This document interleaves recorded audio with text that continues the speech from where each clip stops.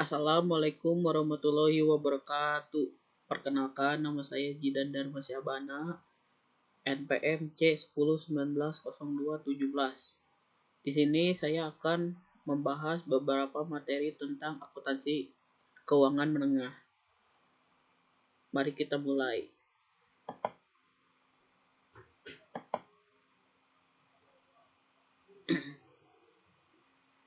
Nah, di sini saya akan menjelaskan materi akuntansi keuangan menengah yang pertama.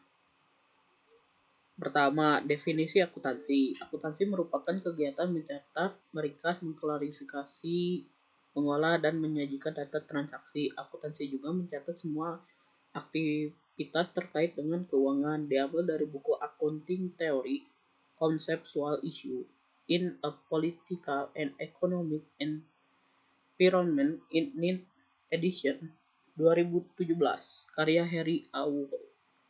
Definisi akuntansi adalah suatu kegiatan jasa yang fungsinya menyediakan informasi. Informasi tersebut dalam bentuk kuantitatif, terutama bersifat keuangan tentang entitas ekonomi yang berguna dalam mengambil keputusan ekonomi. Sedangkan menurut American Institute of Certified Public Accountant, akuntansi adalah seni pencatatan, pengolahan, penggolongan, dan mengintisarian dengan beberapa cara tertentu. Pencatatan diukur dalam ukuran moneter, transaksi, dan kejadian umum yang bersifat keuangan, termasuk menafsirkan hasil dan meringkas dengan cara ukuran fiskal. Itu definisi akuntansi. Nah, selanjutnya klasifikasi bidang akuntansi. Untuk mengklasifikasikan akuntansi yang satu dapat dilakukan dengan dua cara. Cara pertama yaitu pertimbangan sesuai dengan pengetahuan, intuisi, dan pengalaman. Klasifikasi ini dilakukan dengan memahami kondisi yang sedang terjadi dan mempertimbangkan faktor-faktor yang mempengaruhi proses akuntansi internasional. Yang kedua, klasifikasi dengan akuntansi internasional dengan cara empiris berbeda dengan poin klasifikasi yang pertama.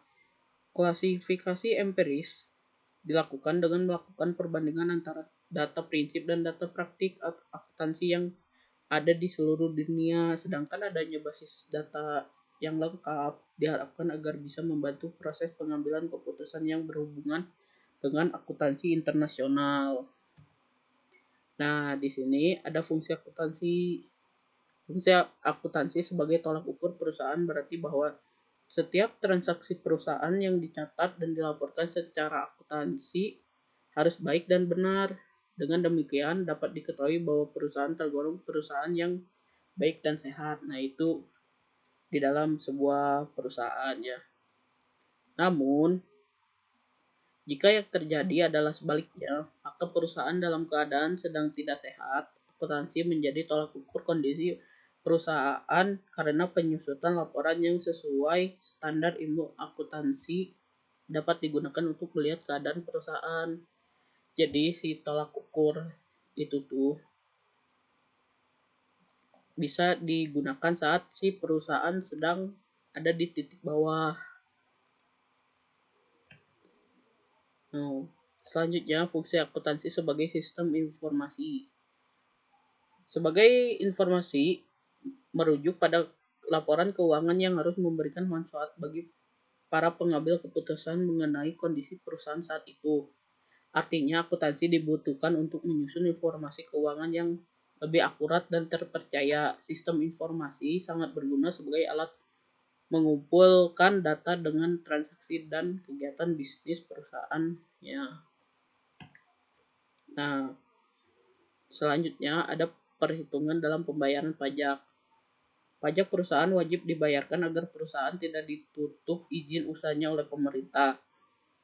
Untuk menghitung besaran pajak perusahaan diperlukan data untuk menyusun laporan keuangan yang menjadi perhitungan pajak berdasarkan laba tahunan pada akhir tahun. Jadi, tiap akhir tahun pasti kita akan menghitung si laba dari perusahaan tersebut untuk membayar pajaknya ke pemerintah. Selanjutnya, penetapan aktivitas perusahaan. Laporan keuangan yang sesuai dengan tersusun dengan baik akan memuat posisi harta kewajiban modal perusahaan. Semua data tersebut harus dibuat sesuai standar SOP akuntansi yang benar dan akurat. Dengan demikian, laporan akuntansi dapat menjelaskan kondisi keuangan perusahaan yang benar. Nah, fungsi akuntansi sebagai penetapan aktivitas perusahaan berpegang teguh dengan laporan keuangan agar perusahaan bisa mengalokasikan sumber dana untuk keperluan membayar utang jangka pendek atau jangka panjang serta kebutuhan lainnya. Selanjutnya, ada menghitung laba atau rugi perusahaan.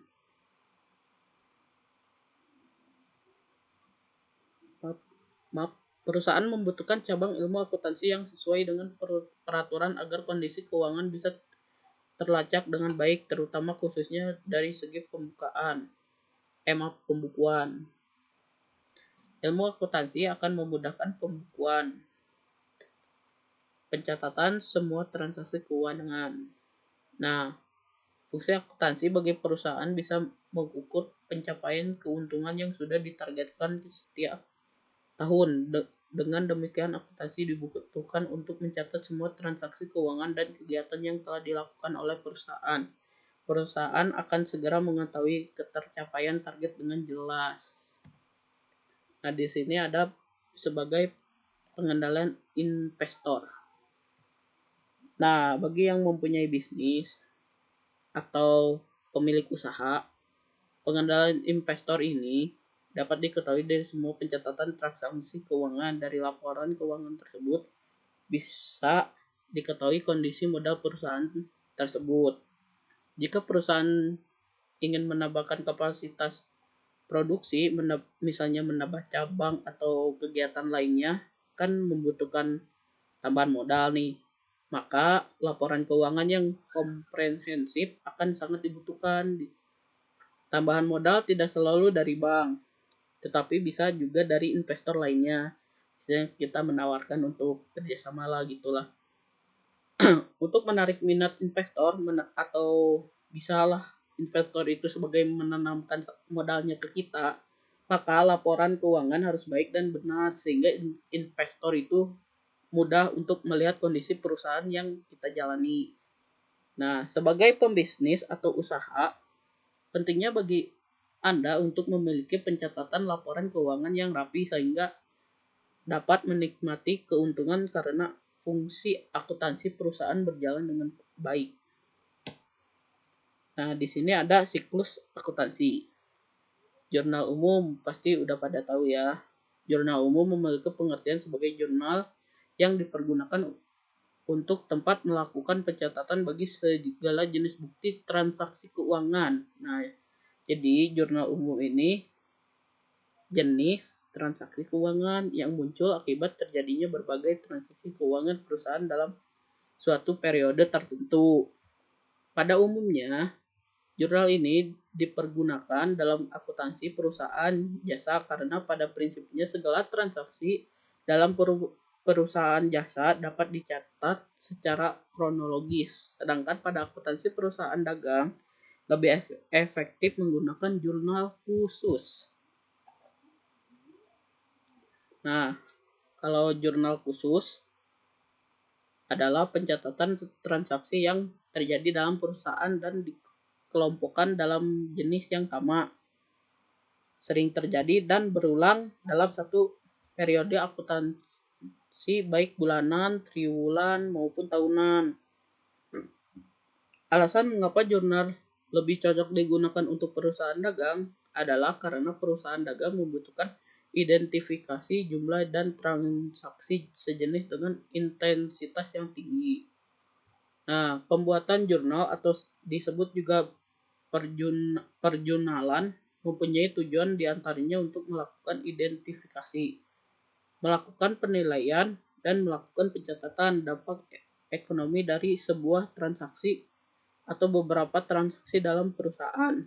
Selain itu, Pencatatan ini juga bertujuan untuk memudahkan proses pemindahan dampak transaksi yang terjadi ke dalam sebuah akun sesuai transaksinya. Selanjutnya, jurnal umum memiliki 5 fungsi penting bagi perusahaan. Adapun kelima fungsi tersebut adalah fungsi historis. Pencatatan setiap transaksi dilakukan berdasarkan waktu terjadinya transaksi sehingga jurnal umum bisa menggambarkan kegiatan perusahaan sehari-hari dalam 1 bulan. Nah, jadi tiap bulan tuh pasti dicatat. Nah, yang kedua, fungsi pencatatan. Jurnal umum digunakan untuk melakukan berbagai hal pencatatan keuangan yang terjadi dalam perusahaan selama periode waktu tertentu. Nah, yang ketiga, fungsi analisis. Menganalisis semua transaksi untuk mengetahui akun mana yang harus didebit maupun dikredit. Nah, yang keempat, fungsi instruksi. Merupakan perintah untuk melakukan pencatatan pada buku besar, baik yang didebit maupun dikredit sesuai dengan analisis. Berarti balik lagi ke fungsi nomor 3. Nah, yang keempat, fungsi informatif. Jurnal umum memiliki fungsi sebagai informasi melalui pencatatan transaksi yang dilakukan. Nah, selanjutnya ada jurnal khusus. Nah, jurnal khusus ini dikelompokkan menjadi 4 jenis berdasarkan fungsinya. Yang pertama, jurnal pembeli berfungsi untuk mencatat semua transaksi pembelian barang usaha secara kredit. Yang kedua, jurnal penjualan untuk mencatat semua transaksi yang berhubungan dengan penjualan barang usaha secara kredit. Yang ketiga, penerimaan kas untuk mencatat semua transaksi penerimaan uang dari berbagai sumber pemasukan. Yang keempat, jurnal pengeluaran kas untuk mencatat semua transaksi pengeluaran uang dari berbagai sumber pengeluaran.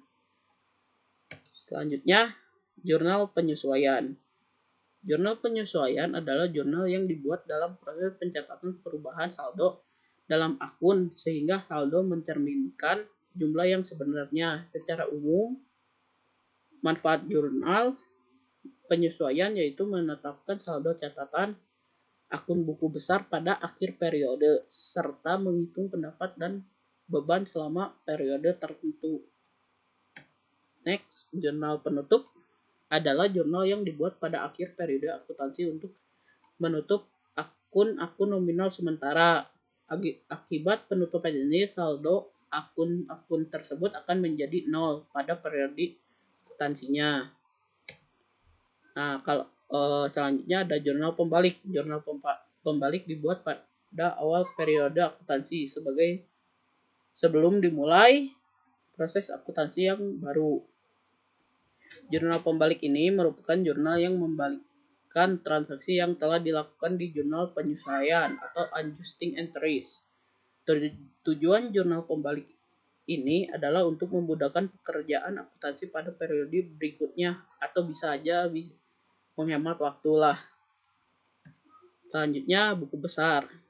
Buku besar merupakan buku besar khusus yang digunakan untuk mencatat akun tertentu serta perubahan-perubahan secara lebih rinci. Dengan kata lain, buku besar membantu sebagai perlunasan buku besar umum. Jadi, catatan yang ada di dalam buku besar membantu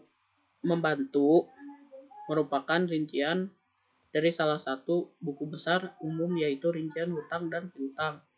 Jenis buku besar membantu juga tidak hanya satu, namun ada 2 jenis. Nah, yang pertama buku besar pembantu piutang usaha. Buku besar pembantu piutang usaha seringkali disebut sebagai buku piutang yang khusus merinci langganan kredit. Kepada siapa perusahaan melakukan transaksi penjualan secara kredit, di mana lokasi alamat dan beberapa jumlah transaksinya. Yang kedua, buku besar pembantu utang. Seringkali disebut sebagai buku utang yang khusus mencatat tiap-tiap pemasukan secara terperinci siapa saja pemasok yang memberikan pinjaman kredit dan beberapa jumlah utangnya. Next. Buku besar umum. Buku besar umum yaitu semua perkiraan yang ada dalam suatu periode tertentu seperti kas, utang, usaha, persediaan utang usaha dan modal. Perkiraan ini saling berdiri sendiri dan fungsinya mengikhtisarkan pengaruh transaksi terhadap perubahan aktiva, kewajiban dan modal perusahaan. Pencatatan ke buku besar umum dilakukan secara berkala atau setiap akhir bulan berdasarkan jurnal khusus atau hasil rekapitulasi jurnal khusus.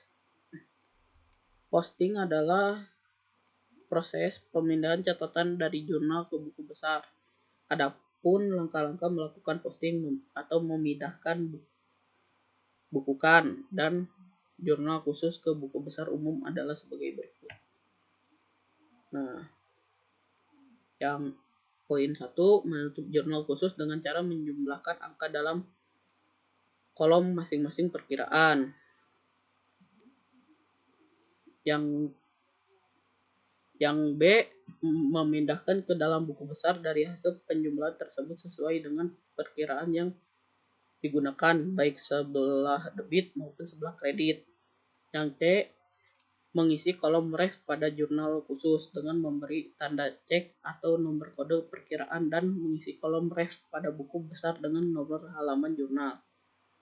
Nah, di halaman jurnal itu ada jurnal penerimaan kas diberi kode JKM, jurnal pengeluaran kas diberi kode JKK, jurnal penjualan diberi kode JP, jurnal pembeli diberi kode JP, jurnal umum diberi kode JU.